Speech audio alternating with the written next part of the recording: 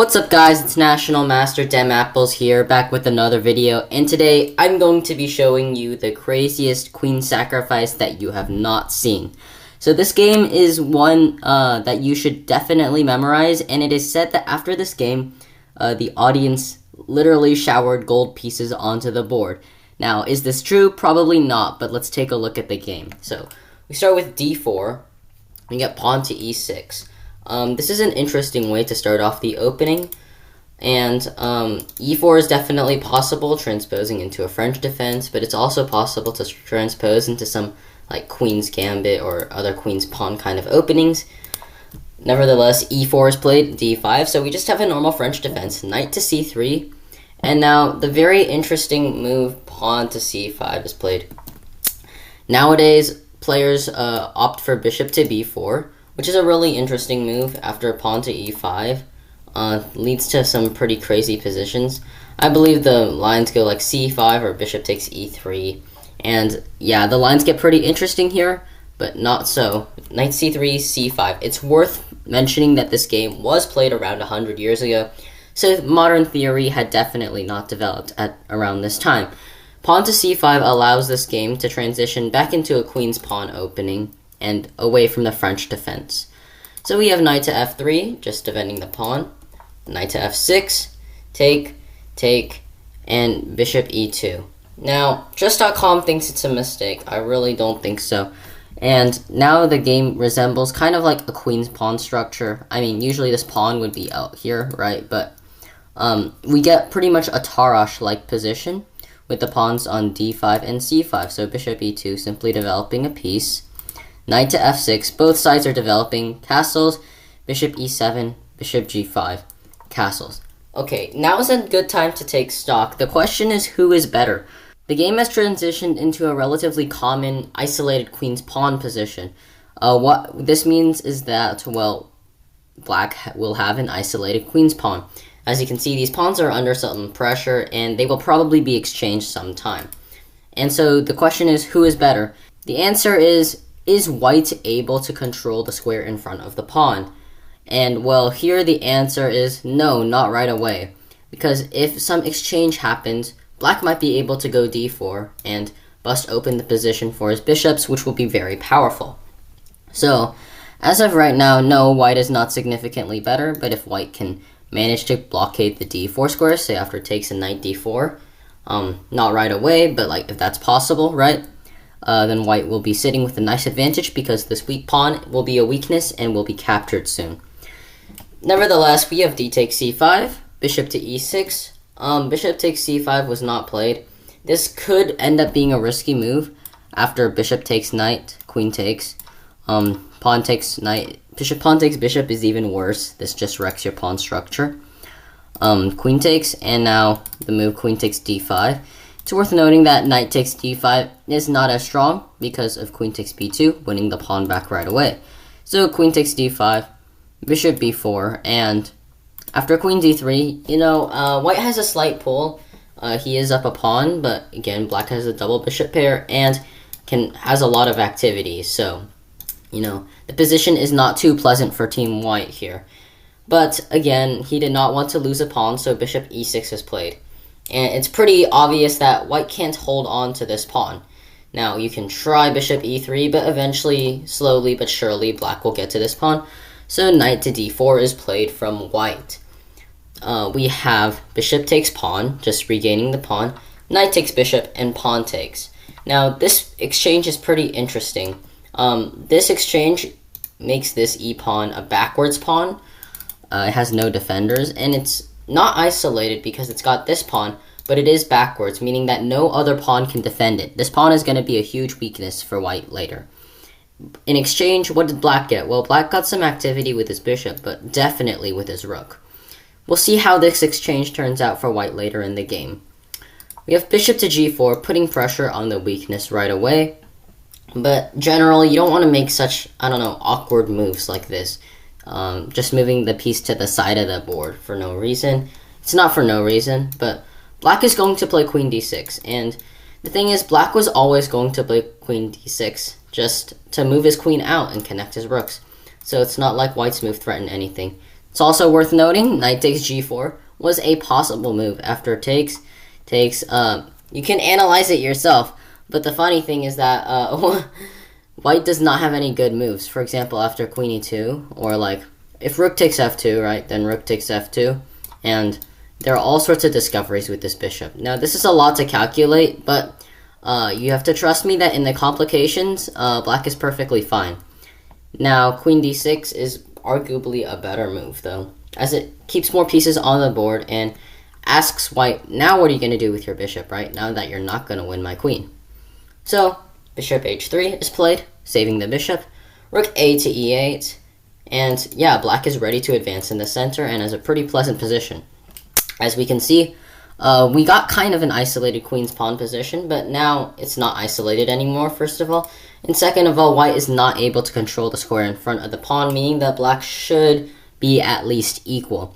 Queen to d2 is played, connecting the rooks. Bishop b4.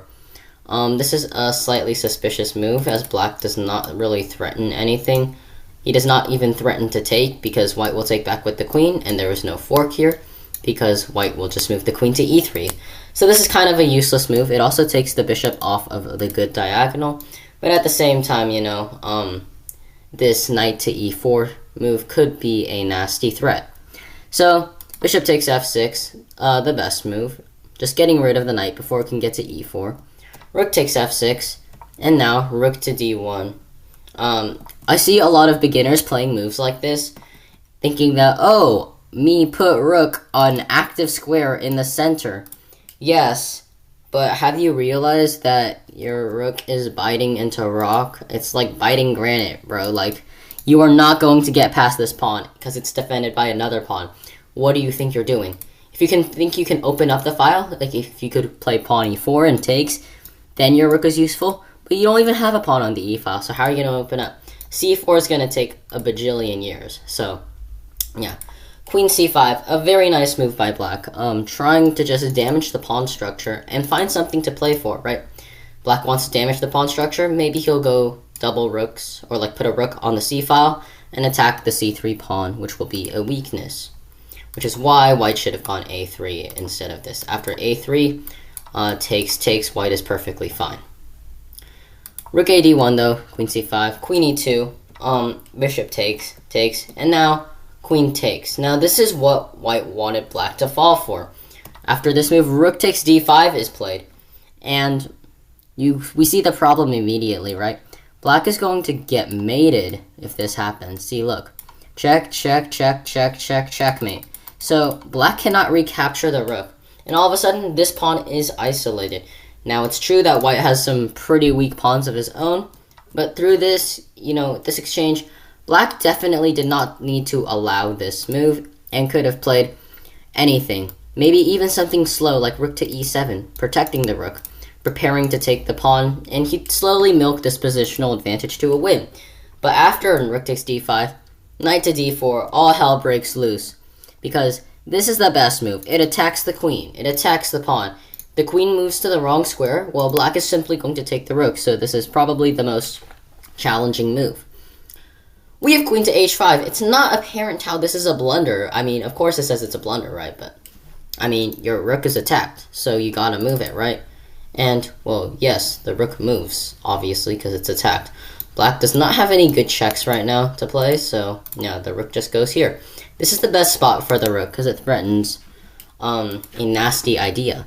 First of all, black now threatens to capture the rook, now that his rook is not under attack. And second of all, black threatens rook takes f2.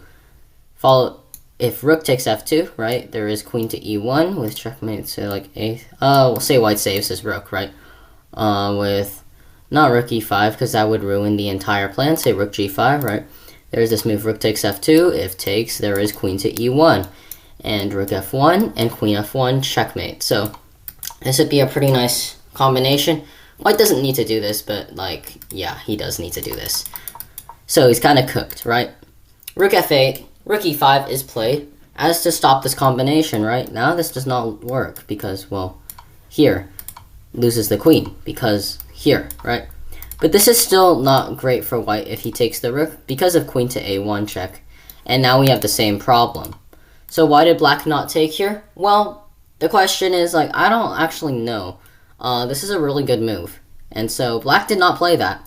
It is indeed a brilliant move, yeah. Why black did not play that. But in the game, black played the move rook to h6, which is also a very good move. Just attacking the queen and attacking the bishop. And white moved the queen to g5. It says he should have moved to d1, but queen g5 is a blunder because rook takes h3. The point is very simple. If pawn takes rook, then knight f3 is a fork on the king and the queen, as well as the rook. Might as well. This is called a family fork. But now, white goes rook to c5, and black has some problems to solve, right? Where do you put your queen? If you put your queen, I don't know, on the wrong square, say you go queen b4 for some reason, well, I mean, the game goes on, right? Black is going to attack your knight. Someday, when your knight moves, say your knight moves, I don't know, well, white's going to take your rook, and you're going to be down material, because you no longer threaten these forks anymore. So the position is a little bit trickier than you would imagine. Now, black here does not simply succumb to what white thinks. He's like, oh, I should move my queen somewhere safe. And then he's going to attack my knight, and then I'm going to have to move my rook. You should not listen to your opponent all the time in chess. When you start thinking, I have to, because my opponent played this. He attacked me, I gotta retreat. You try to find moves sometimes, not all the time, but sometimes to defy your opponent's orders. And in this position, black played the move queen to g3. And the gold coins happened. I don't think they happened, but, well, white resigned. Why did white resign? The checkmate is threatened in like 20 bajillion different ways. So let's examine, right? This is obviously a capturable queen. So let's take a look at all the captures. If pawn takes, well, the f pawn takes, there is knight check, followed by rook takes f1 checkmate.